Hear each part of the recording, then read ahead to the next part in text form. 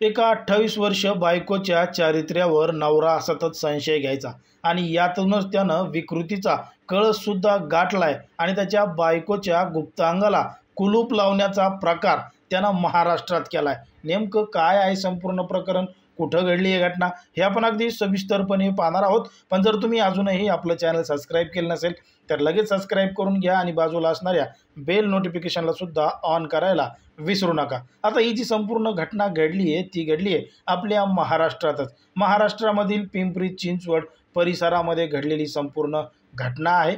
विकृत मानसिकतेचा कळस गाठणारी ही घटना पत्नीच्या चारित्र्यावर संशय घेणाऱ्या पतीने पत्नीच्या गुप्त अंगाला कुलूप लावण्याचा धक्कादायक प्रकार उघडकीस आला आहे।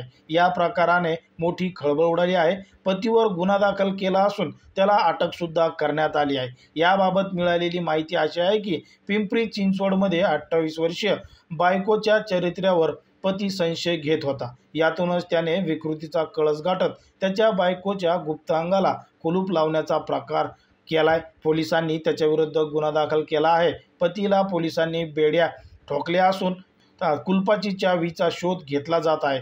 धक्कादायक बाब म्हणजे या घटनेला 24 तास उलटून गेले असून आरोपी पोलिसांच्या ताब्यात आहे। मात्र पीडित महिलेच्या गुप्तांगाला लावलेले पितळी कुलूप याची चावी सापडत नसल्याने डॉक्टरांनाही काढता येत नाही अशी माहिती मिळाली आहे। त्यामुळे अतिवेदनेने महिलेला अजूनही विव्हळा होत आहे। जखमी महिला उपचारासाठी रुग्णालयात दाखल झाल्यानंतर हा सर्व प्रकार उघडकीस आला आहे। पोलिसांनी गांभीर्याने दखल घेत संबंधित पतीविरुद्ध भारतीय दंड संहिता नुसार 326, 506 आणि 323 नुसार गुन्हा दाखल करून त्याला अटक सुद्धा केली आहे।